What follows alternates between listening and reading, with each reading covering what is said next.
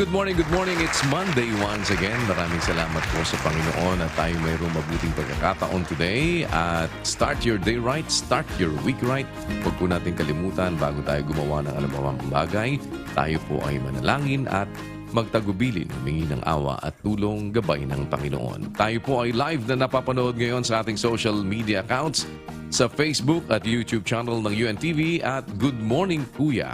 At narito po tayo ngayon sa ating segment na Rise and Shine. Every Monday napapanood po ninyo kung tayo ay mayroong buhay at mabuting pagkakataon. Makakasama nyo tayo dito po sa ating segment ng Good Morning Kuya na Rise and Shine. Ano mang panig ng mundo kayo naroroon mula po dito sa Pilipinas, muli kami bumabati sa inyo na isang good morning. It's time to Rise and Shine.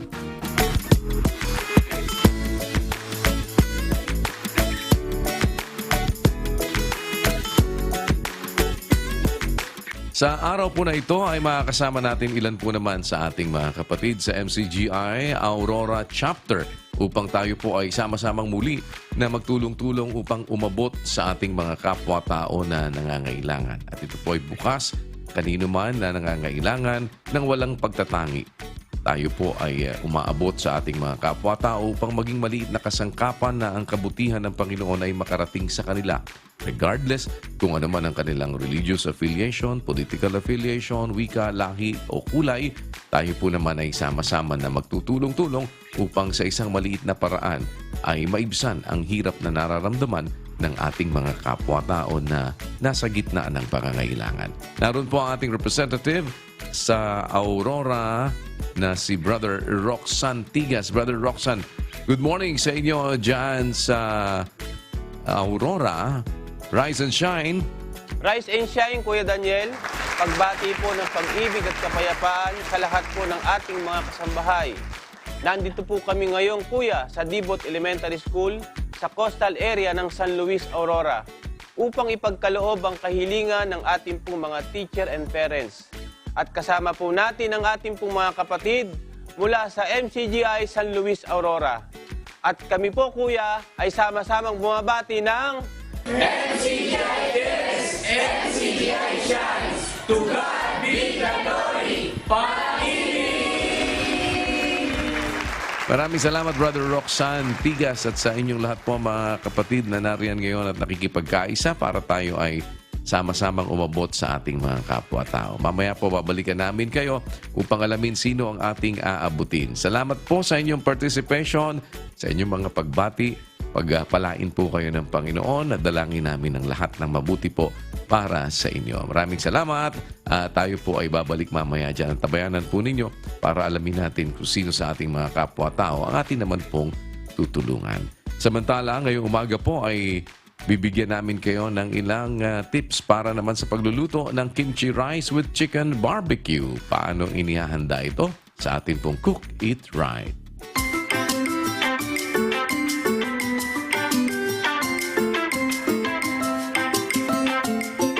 Good morning, Kuya Res and Shine mga kasambahay.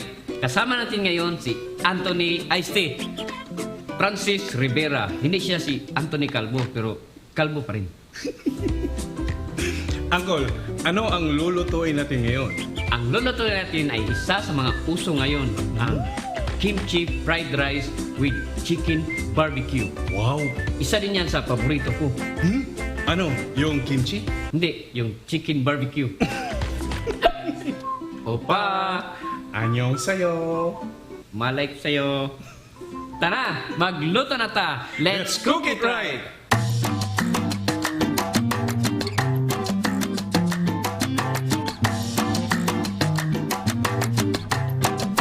Ingredients for kimchi fried rice. 2 tablespoons of cooking oil or oil of your choice. 1/4 medium onion minced. Pinch of salt. Pinch of ground black pepper. 70 grams small diced ham, 1 cup extra chopped fermented kimchi, 1 tablespoon butter, 1/2 tablespoon brown sugar, 1/8 cup extra fermented kimchi juice, 2 cups cooked rice, 1/4 teaspoon MSG, 1/4 cup chopped onion leaves. Ingredients for chicken barbecue: 3 pieces chicken thigh, 1 cup plain yogurt, 2 tablespoon paprika, 1 tablespoon cayenne pepper, 2 tablespoon garlic powder, 1 tablespoon ground oregano, 1 tablespoon grated ginger, 1 tablespoon salt, 1 tablespoon ground black pepper, 2 tablespoon cooking oil, 1 tablespoon butter. Simulan na natin ang kimchi fried rice. Sa mainit na kawali ay maglagay ng mantika saka gisahin ang minced onion, salt, ground black pepper at lutuin ito for 30 seconds. Sunod naman ilagay ang small diced ham saka lutuin for 30 seconds over high heat. I-adjust ang apoy saka isunod ang chopped fermented kimchi, butter, sugar, at fermented kimchi juice. Haluin at haluin hanggang sa matunaw ang butter. Isunod naman ang cooked rice. Saka haluin lang ito ng mabuti. Siguraduhin walang buo-buong kanin at well-coated ang kanin. Pagkatapos mahalo ng mabuti, ay isunod ang MSG at chopped onion leaves, tsaka iset aside. Ngayon naman ay isunod natin ang chicken barbecue. Hiwaan ang ating mga nahugasan na chicken thigh. At sa isang mixing bowl, ilagay natin ang chicken, plain yogurt, paprika, cayenne pepper, garlic powder, ground oregano, grated ginger, salt and ground black pepper. Saka i-massage at make sure na well-coated ang ating marinade mixture, ang ating mga chicken thigh at i-marinate lang muna ito for 15 minutes. I-preheat ang frying pan for 1 minute saka lagyan ng cooking oil at butter. Ilagay ang ating marinated chicken thigh saka prituhin lang ito ng mabuti for medium heat, approximately 5 minutes each side.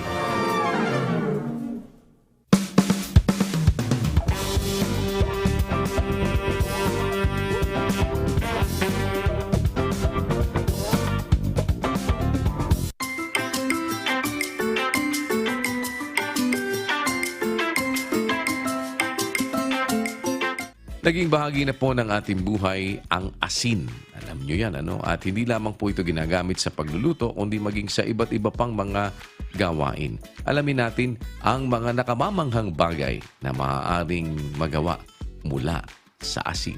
Narito po sa ating Wonders of Creation.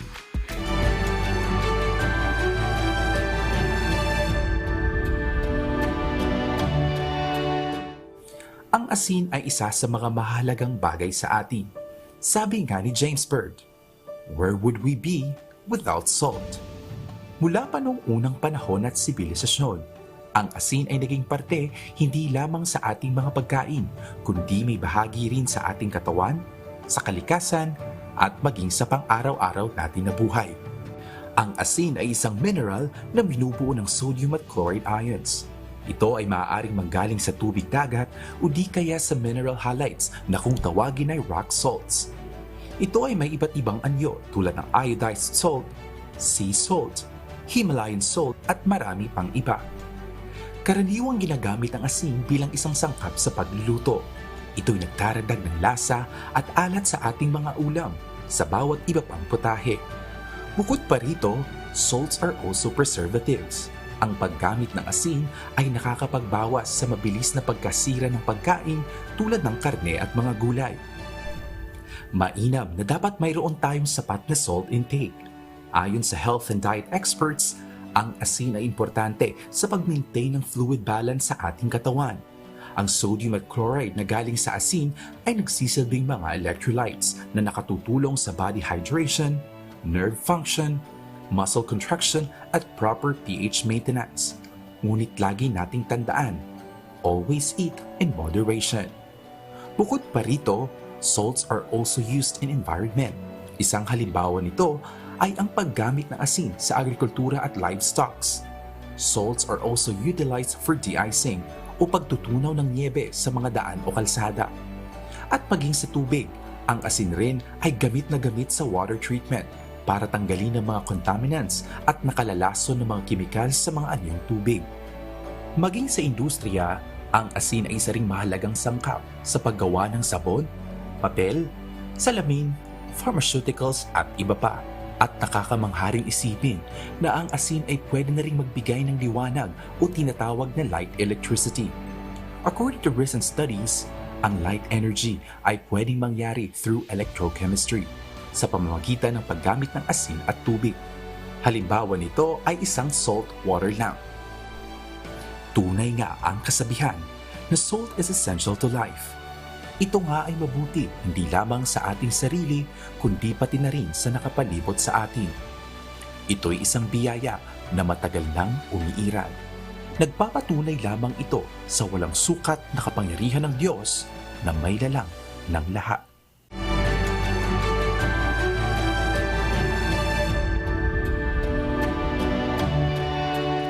Atin pong pag-usapan ang tungkol naman sa liwanag. Bakit mahalaga ang liwanag? At ano ang relasyon nito sa ating mga buhay? Panoorin po ninyo sa ating Now You Know.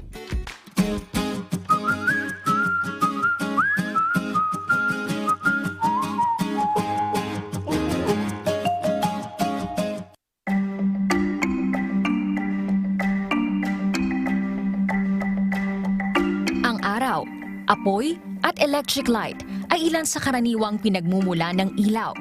Isa rin sa sources ng ilaw ay ang pinaghalong asin at tubig. Ito ay bunga ng chemical reaction na pinag-aaralan sa larangan ng electrochemistry. Pero bakit nga ba mahalaga ang ilaw sa ating buhay? Ang ilaw mula sa araw ay importante dahil ito ay isang dahilan ng istruktura ng universe. Ito rin ay nagbibigay ng init sa mundo at nakakaapekto sa ating klima. Dagdag pa rito, ang ilaw na nagmumula sa araw ay mahalaga sa proseso ng photosynthesis dahil ito ang pangunahing kinakailangan sa pagpuproduce ng mga halaman ng oxygen na siya namang kinakailangan nating mga tao para sa ating paghinga. Bukod dito, ang ilaw ay importante para makakita ang ating mga mata. Ang mga kulay na nakikita natin ay dahil din sa ilaw. Ang photoreceptor cells sa ating mga mata ay na-activate dahil sa ilaw at nagsisend ito ng signal sa ating utak upang makilala ang mga bagay na ating nakikita. Ayon sa mga siyentipiko, tinatayang hanggang 10 milyong kulay ang maaaring ma-distinguish ng ating mga mata. Malaki rin ang nagagawa ng ilaw para sa ating kalusugan.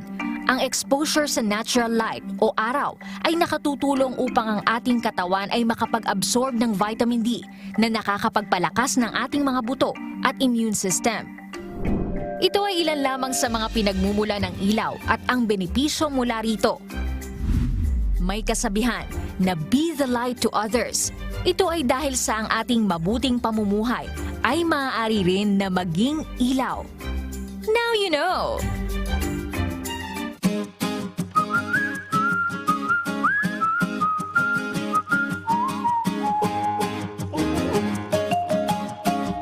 Ang isa po sa magandang bagay na ating magagawa sa ating mga buhay ay yung tayo ay maging influencer sa kabutihan.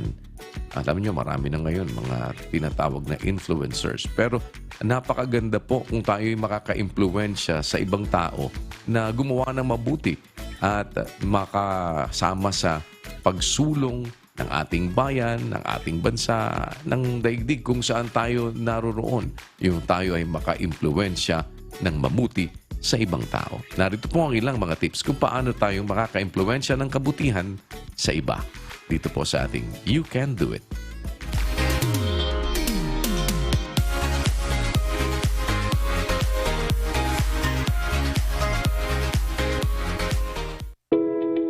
Sa araw-araw ng ating pamumuhay, iba't ibang tao ang nakakasalamuha natin. At sa ating mga nakakasama, dapat mag-ingat din. Baka ang makasama natin na yung tinatawag na BI o bad influence. Kaya imbis na maimpluwensyahan tayo ng masama, dapat tayo ang maka-impluwensya ng mabuti sa iba. Paano ba kaya ito maa-achieve? Magtaglay tayo ng positive attitude. Hindi may iwasan na may encounter tayo ng mga tao o bagay na magti-trigger ng negative feelings natin. Huwag basta magpapadala sa mabibigat na emosyon at matutong huminahon. Dahil sa karaniwan ay ayaw ng mga tao ang magagalitin at negatibo. Ika nga nila, good vibes lang. Let us lead by example. Kung may sasabihin o ipapayo tayo sa iba, siguraduhin muna natin na tayo mismo ay ginagawa ito. Kapag nakita ng ating kapwa na doable at mabuti naman pala kung gagawin niya ang iyong sinabi, makakapagpalakas ito ng loob nila na gawin ang iyong payo. Maging knowledgeable at reliable tayo. Bago ibuka ang ating bibig, siguraduhin ang ating sasabihin ay tama at totoo para tayo ay mapagkatiwalaan ng kapwa. Dahil kung hindi, makakapagkalat pa tayo ng maling impormasyon na magreresulta sa pagkawala ng ating kredibilidad. Maging compassionate tayo. Lahat ng taong nakikita natin ay may kani-kaniyang pinagdadaanan sa buhay. Kung minsan ay mabigat pa nga. Kaya magpakita tayo ng pagmamalasakit sa iba. At kung may magagawa tayo para makatulong sa iba, ay gawin natin kung nasa kapangyarihan naman natin na ito'y gawin. And speaking of good, paano pa nga ba ang pinaka-effective na paraan kundi ang tayo ay gumawa ng mabuti na mula sa puso sa ating kapwa?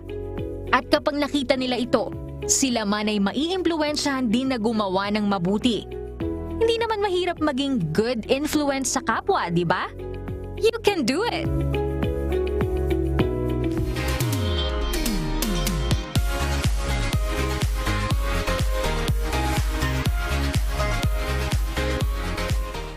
Atin na pong balikan ang ilan sa ating mga kapatid dyan sa dako ng Aurora at tayo pong umalam kung sinong mga kababayan natin ang atin naman pong tutulungan. Kasama po ng members ng Church of God International o MCGI. Muli naroon ang ating pong representative naman, si Brother Jess Santiago. Brother Jess, good morning sa inyo dyan sa Aurora once again. Rise and shine.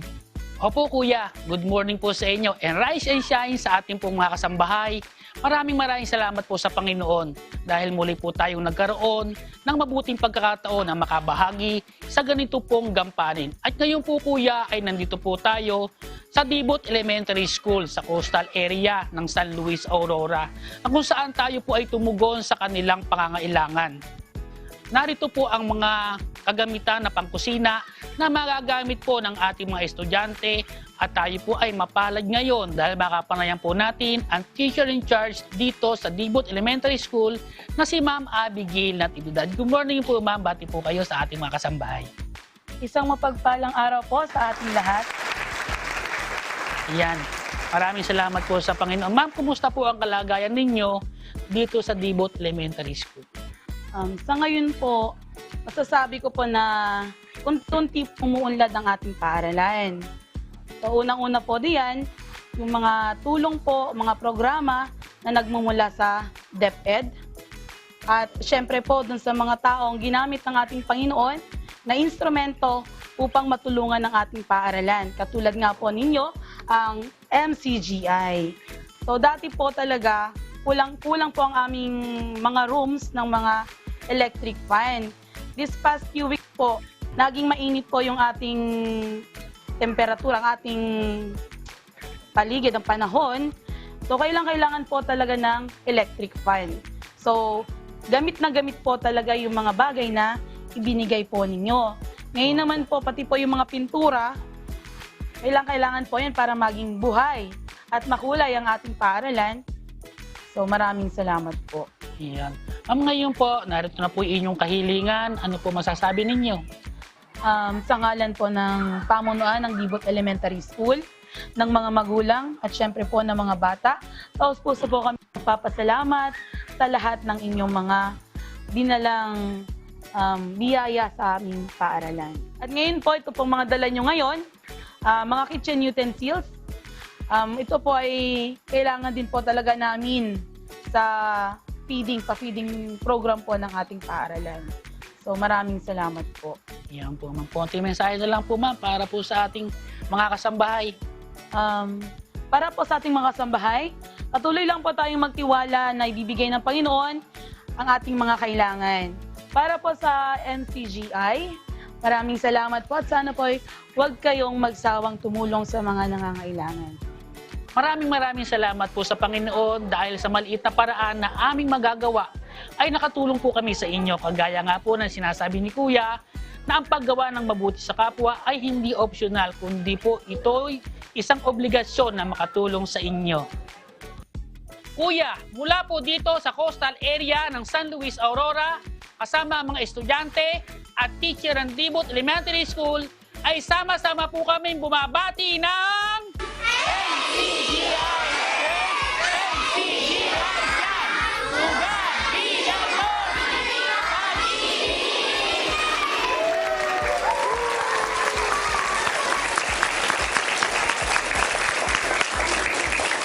Maraming salamat, Brother Jess Santiago, at sa inyo pong lahat dyan sa Aurora, ang ating pong mga kapatid sa MCGI.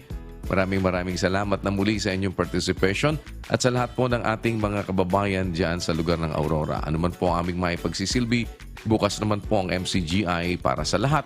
Kung kami po ay mayroong munting magagawa, pagdamutan po ninyo ang aming makakayanan. At pinapaalala namin sa inyo, yung ating pong mobile dental and optical clinic, umiikot po yan sa Luzon, Visayas at Mindanao. At kung sakaling magawi po dyan sa inyong lugar, sa Aurora, maaari po kayong makapag-avail ng libreng serbisyo para po sa dental at optical. At yan po ay walang bayad, walang hinihinging anumang kapalit, bilang paglilingkod pa rin po yan ng members ng Church of God International sa ating mga kapwa-tao. At hindi lamang po naman natin yan ginagawa dito sa atin sa Pilipinas, kundi maging sa iba't ibang bahagi ng mundo, meron naman po tayong sinasagawang iba't ibang mga medical missions para umabot sa atin pong mga kapwa-tao. Sana po ay mapagdamutan ninyo kung paano man kaming higit na makakatulong sa inyo. Nandiyan po ang ating mga coordinating centers. At the same time, ang iba't ibang mga charitable activities na ginagawa po ng members ng Church of God International. Once again, maraming salamat po sa ating mga kapatid dyan sa Aurora. Pagpalain po kayo ng Panginoon. Keep on shining and keep on caring. Tunghayan naman po natin ang kwento ng kasipagan ng isa nating kababayan na nagtrabaho bilang isang park attendant na nagsalba sa pangangailangan naman ng kanilang pamilya noong panahon ng pandemya. Kahit mahirap, huwag susuko, laban lang.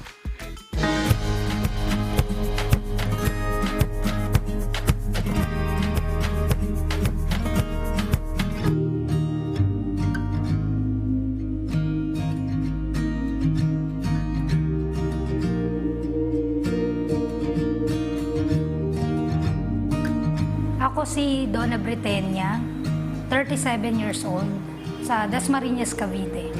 Ano po ako high school graduate. Tapos nagsubok din ako na pumasok ng kolehiyo pero hindi naman po ako nakatapos. Kaya ang naging trabaho ko ay sa pabrika, production operator. Dumating sa punto na nagkakaroon ng age limit yung mga pabrika hanggang 23 lang, 22. Umiedad na ako noon, nung time na yun, kaya kailangan maghanap na ng ibang mapapasukan na hindi na sa pabrika nakalinya. Kaya ang ginawa ko po, nagtitinda-tinda na lang ako. Humahango po kami ng ice candy, ice buko. Hanggang sa itong ang kasama ko na nawalan din ng trabaho, nabigyan siya ng opportunity na makapagtrabaho naman dun sa parking area. At tinawagan niya ako na naghahanap pa daw ng pwedeng makasama. Sabi naman sa akin ng kasama ko, tutulungan niya ako. Kaya nakapasok din ako, awa ng Diyos. Yan, syempre pag gising natin sa umaga, ang dapat natin gawin, syempre magtagubilin tayo sa Diyos. Huwag natin kakalimutan yun. Yan. Tapos mga alas 3 kasi, alas 3:30 ang gising. So mag-prepare ako ng sarili ko. Pag alas 5, nandoon na po kami sa trabaho. Yan, maglilinis muna. Tapos i-check kung ano yung mga natira na mga sasakyan na nandoon. Kung ayos ba yung mga sasakyan o meron damage, kailangan malaman din namin yun. Tapos cash count, yung iniwan sa'yo na pera, yun dapat din yung dadatnan mo. Ako po ay 8 hours ang trabaho. Yung tinitis, doon kasi open nga yung area ng parking area na yan, ay yung init, tapos pag biglang uulan, bago mag-pandemic, nandyan ako sa parking attendant na ako dyan. Ang nangyari dyan ay hindi naman kami nagsara, pero syempre yung mga establishment na katabi namin, na inaasahan namin na magpa-park, Siyempre, kung wala naman nagtatrabaho sa mga paligid, wala rin papasok na customer. Talagang napakahirap kasi una yung paglabas namin, yung pagtatrabaho pa lang doon, kailangan yung health protocols. Ayun ang pangamba namin as attendant kasi nakakausap namin yung mga tao. Possible kami na mahawa sa sakit. Hindi ko kinakahiya yung trabaho ko. Una sa lahat, marangal yun. At nakikita ko kalooban ng Diyos yun sa akin dahil nakakapagpatuloy ako sa mga iba pang gawain ko.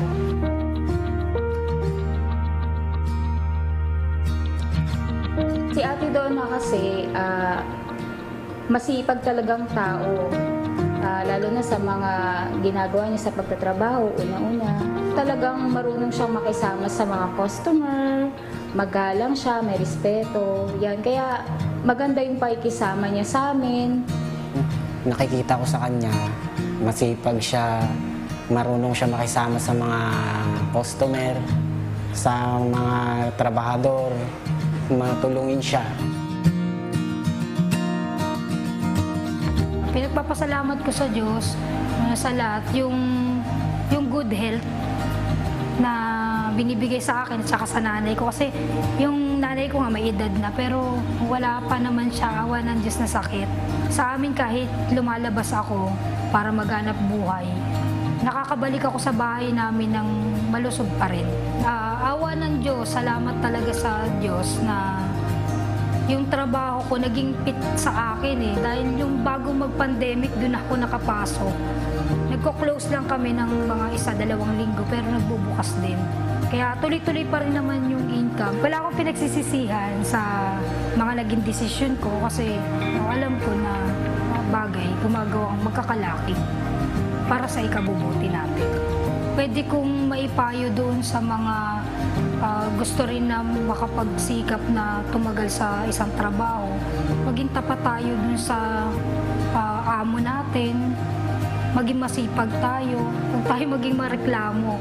Kung ano man yung ibinibigay sa atin, tumbasan natin ang dapat natin na gawing trabaho. Kasi may balik din sa atin yun Unti-unti makikita niyo yun. Kasi kung nagpapatuloy tayo na maayos doon sa pinagtatrabahuan natin, yung pinagtatrabahuan natin, magpapatuloy yun. Hindi magpapatuloy tayo na may trabaho. Kaya mas maganda, kay gawin natin yung dapat natin gawin, yung best natin sa trabaho. Ipagtiwala natin sa Diyos ang lahat nating ginagawa. Lakipan ng sipag at tiyaga, laban lang.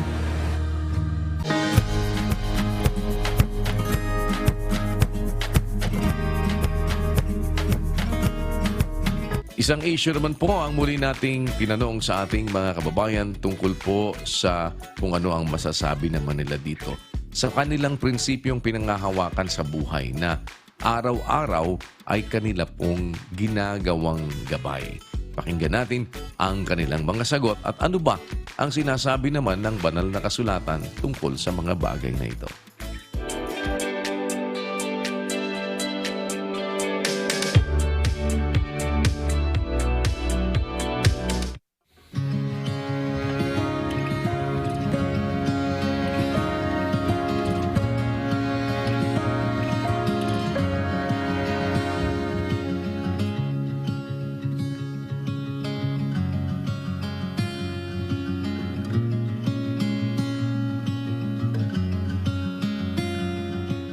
To deal with reality, kahit ganong kahirap po, basta wag ka po makasakit ng iba, nakakabuti siya sa lahat. Ang prinsipyo ko po sa buhay is kahit ano man po ang mangyari, I would never leave alone my church duties and I would always hold on to my prayers kahit na yung mundo tumalikod na sa akin. Ibay na lang. Ibay sa puso. Kaya pa, kakayanin para sa pamilya. Since buhay ko naman to, parang kahit anong sabihin ng ibang tao or mangyari sa akin dahil sa ibang tao, hindi ganun ako ma-apektuhan sa future ko. Kasi yung family ko medyo homophobic, kaya parang hindi ako tanggap. Tapos nung tumanda ako, napansin ko, hindi ganun ka-importante or ka-apektado yung buhay ko ng parang pananaw nila sa gender ko. Kaya, ayun, parang mas inisip ko yung sarili ko at inintindi ko yung mga gusto ko. Ang gusto ko lang po talaga is magkaroon po ng peace po ba sa lahat ng tao po. As in yung equal rights po sa bawat isa po. Go with the flow lang po ako and kung ano po yung ibigay ni Lord, tatanggapin po ng buong buo. Sana kaya ko na rin saan tumayo rin sa sarili ko. Unang hirap eh. Kasi number 1, nagigisa ako. Number 1, wala akong trabaho, wala akong bahay, wala lahat eh. Saka dito, 33 years din ako tumira. Buti, lakasan din ang loob na lang anak eh. Nawala na lahat eh. Siyempre, buti, inaano ko rin, lakas na loob ko ng Diyos na lang. Ayun lang, pinakaano ko na rin. Siguro po para sa akin naman, lahat ng pinagdadaanan mo, meron siyang dahilan, meron siyang purpose. Kasi gaano man siya kahirap po kadali, siguro laging may plano siguro. Siguro china-challenge ka lang niya, kung mahirap man, china-challenge lang kung gaano ka kalakas, kung gaano ka katatag, kung paano mo gagawin yung mga bagay na sarili mo, kung paano mo susolusyonan. Wala na akong parents, nakatira lang ako sa side ng grandfather saka grandmother ko. Wala na akong parents, kaya siguro yun lang din yung ginagawa kong reminder sa sarili ko para mas tatagan ko araw-araw. Siguro po sa na lang, sa parang para siyang ganun, law of attraction. Kung ano yung mas iniisip at nararamdaman mo, siguro i-pursue mo lang. Kasi wala namang masamang sumubok. Mag-fail ka man or not, nasa iyo naman yun, at least ginawa mo yung best mo. Doon mo kasi malalaman kung para sa'yo talaga yung bagay. Lalo't kung gusto mo yung ginagawa. Moral principles. Ito ay ang guidelines o alituntunin na nakatutulong sa mga tao para masigurado kung tama ang ginagawa. May dalawang uri ng moral principles. Ito ay ang absolute principle at relative principle. Ang absolute principle ay ang mga prinsipyo na hindi nagbabago at tanggap sa pangkalahatan. Halimbawa nito ay ang paniniwala na bawal pumatay. Ang relative principle naman ay nagbabago ayon sa sitwasyon. Pero kung Biblia ang tatanungin, ano nga ba ang dapat sundin na principle sa buhay? Ang naglilingkod sa Diyos, sumusunod sa gusto ng Diyos na pinaglilingkuran. Yun ang prinsipyo ng mga apostol sa Gawa, Kapitulo 5, sa 29, kapatid na Daniel. Datapwat nagsisagot si Pedro at ang mga apostol at nangagsabi, dapat muna kaming magsitalima sa Diyos bago sa mga tao. Dapat muna kaming tumalima sa Diyos bago sa mga tao. Bago mo sundin ang gusto mo, gusto ng kahit na sino pang iba, sumunod ka muna sa Diyos. Yun po ang leksyon na gusto ko na ma-share sa inyo, mga kapatid. Kailangan nating mag-aral ng obedience. Ang mabuti, tatandaan nyo, ang utos. At obligasyon natin yan bilang tao. Hindi yan optional sa buhay. It is an obligation imparted to us by our Creator. Huwag kang tatakas dyan, mapapasama ka, kapatid. Basahin natin ang 12:13 ng Ecclesiastes. Ito ang wakas ng bagay, lahat ay narinig. Ikaw ay matakot sa Diyos at sundin mo ang kanyang mga utos sapagkat ito ang buong katungkulan ng tao. Ayon, sundin mo ang kanyang mga utos, matakot ka sa Diyos. Yung mga utos kasi, yun ang mabuti para sa kanya. Ito ang buong katungkulan ng tao.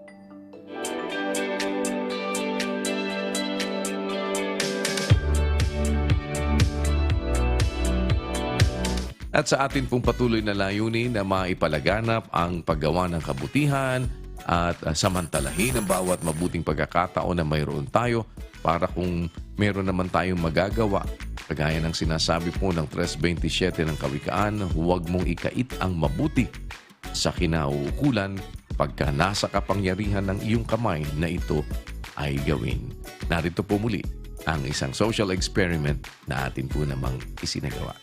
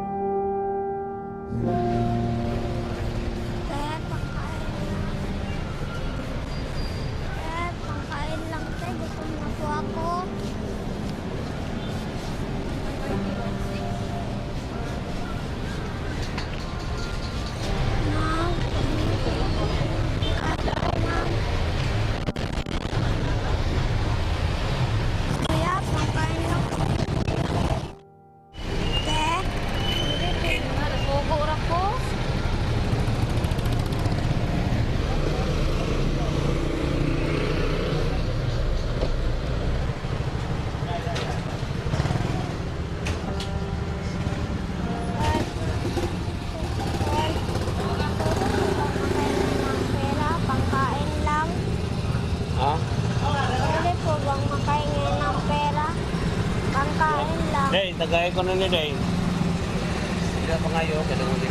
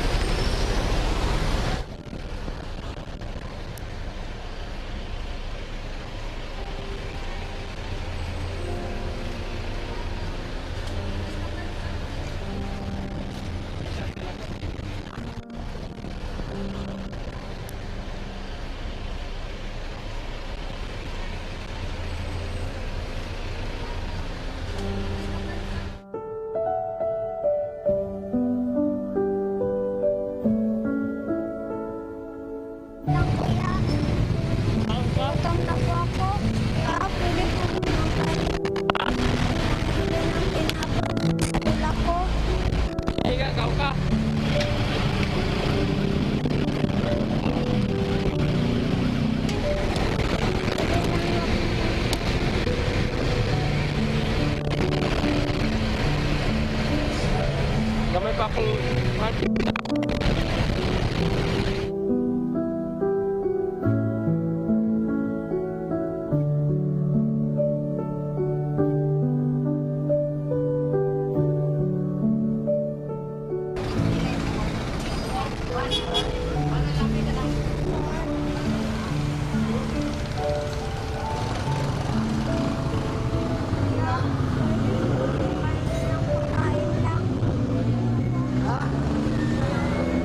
Sino? Ako ka, pan? Pan? Gutom ka? Ha? Gutom ka? Okay, pan, ha? Gasam rin ka? Ha?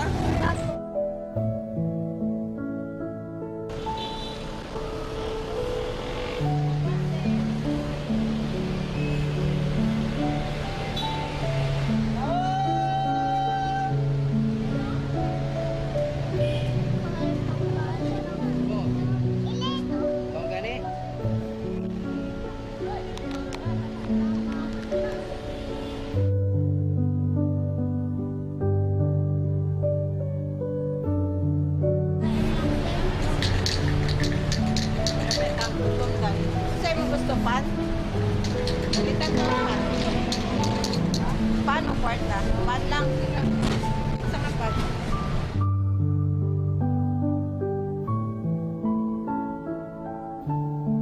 Huwag makaingin ng pagkain.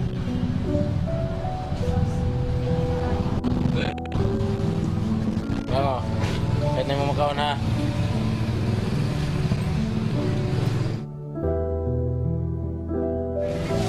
Ha? Kulang to? Ha? Kulangan? Tara. Nakakawa kasi lumapit sa iba, nagtinignan ko. Hindi binigyan eh, nakakawa kasi parang nagutom ba, binigyan ko na lang. Kasi sa buhay ko, vendors lang ako, kunti lang yung kinikita ko. Kaya naintindihan ko yung mga kalagayan ng mga pulubi kasi tulad ko, ganon din. Sa isang araw na makakain lang ng 2 bisis. Oo. Tulad nila na humihingi na lang para makakain. Siyempre, malaking blessing yun sa akin. Oo, na nakatulong ako. Salamat din ako sa binigyan niya ako ng lakas ng loob para makatulong.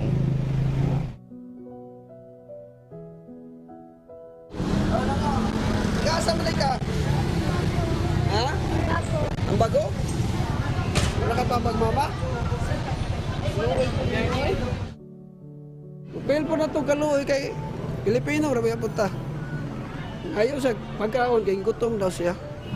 Importante kaya nga sa atong ka lisod, kung natay katabang sa ito sa kataong, tabang ko mas ginagmay lang, at least malipay na lang po ng isa katao na ito ba, magpasalamat. Ako naman na kayo nag-impact sa kitasaan. nakapagpasalamat ako kasi kahit sa ginagmay lang tulong sa isang bata, na napasaya ng puso sa bata at saka ang puso ko, parang napasaya ko na rin. Maawa talaga ako. Kasi nadaanan ko yan ng bata pa ako. Kasi lumaki ako na walang mga magulang na tumutulong sa akin. Kasi talagang mahirap kami. Kahit sino, kung makita ko na gano'n ang sitwasyon, tutulungan ko talaga. Kung minsan nga, kung ano ang nasa akin, ibigay ko pa. Kung ano yung nasa kanila, yung mga sobra-sobra na sa kanila, ibigay din nila sa kapwa-tao. Ibigay nila para rin sa kabutihan at saka makatulong rin sila, medyo magaan yung isip nila pag makatulong sila. Nagpasalamat lang ako sa Panginoon na bigyan ako niya ng malakas ng katawan, gano'n. Kung gusto ninyo na matulungan kayo, tutulong muna kayo sa kapwa ninyo bago kayo makabigyan ng Panginoon na mas magandang kinabukasan.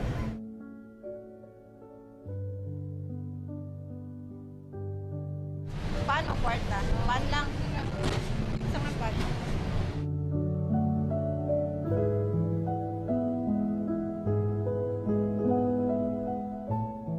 Spread kindness, spread love. Wala pa ako na-feel na gano'n na parang never ako nag-doubt na tutulong pag ganyan. Lalo na usually pag mga PWD, kasi PWD din kasi ako eh.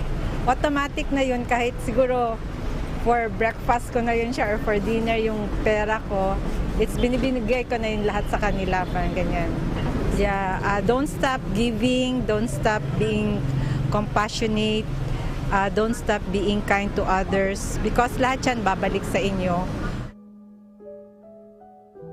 Ma'am, naniniwala po ba kayo na kapag gumagawa ka ng mabuti, hindi siya magbubunga ng masama? Yes, kasi syempre, pag mabuti din ginagawa mo, mabuti din ang babalik sa iyo. Nagpapasalamat ako sa Diyos dahil sa sobrang blessings na binigay niya sa akin. Kahit lahat tayo may struggle sa life, lahat tayo may problems, dapat i-share mo yung mga blessings mo, magbigay ka talaga.